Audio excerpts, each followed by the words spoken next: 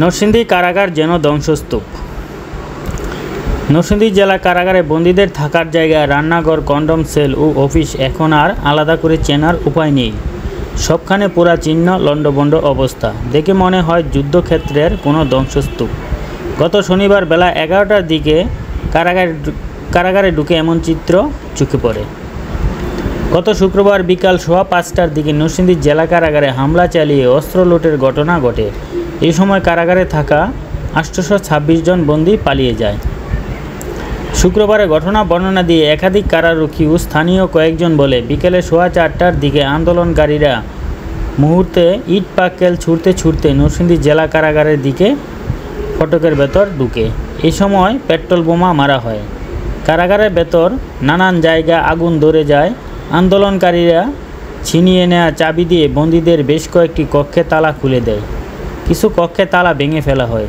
চারপাশে ধোঁয়া ছেয়ে যায়। এ সময় আন্দোলনকারীরা আসামিদের ছিনিয়ে নেন। প্রত্যক্ষদর্শীদের ভাষা, কারাগারে যারা হামলা করেছে তাদের হাতে লাঠিসোঁটা, দেশীয় অস্ত্র ও আগ্নেয়াস্ত্র ছিল।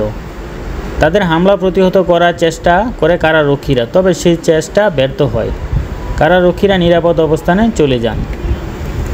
শনিবারে কারাগারে গিয়ে দেখা যায় কারাগারের কর্মকর্তা ও কর্মচারীরা সাদা পোশাকে আছেন।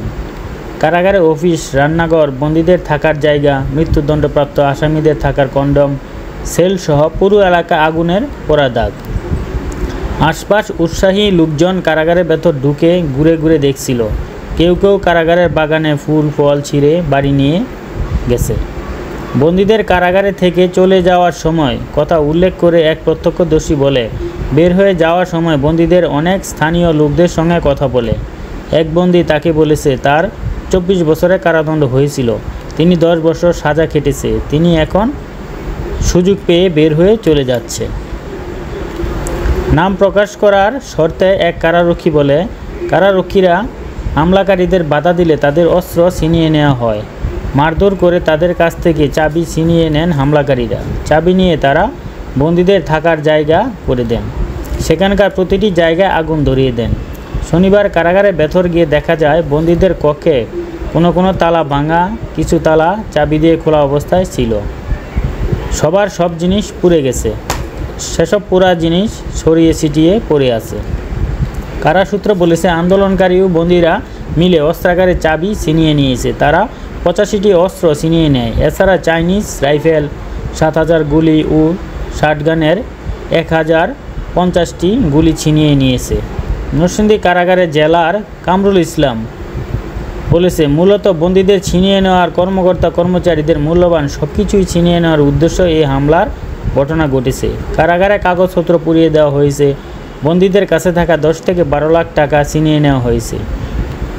গত 144 বছরের ইতিহাসে আসামি বিদ্রোহের ঘটনা থাকলেও বাইরে থেকে এসে আসামি ছিনিয়ে নেওয়ার ঘটনা এই প্রথম।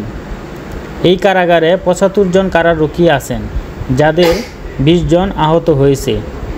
রাফি নামের এক কারারক্ষীর অবস্থা আশঙ্কাজনক। কারাসূত্র বলেছে, পালিয়ে যাওয়া 826 জন বন্দী 5 জন গতকাল সকালে কারাগারের সামনে আসে। তারা বন্দী হিসেবে তাদের নেয়ার কথা বলে। তখন কারা কর্তৃপক্ষ জানায় তাদের কারাগারে রাখার মতো অবস্থা নেই, তাদের অপেক্ষা করতে বলা হয়।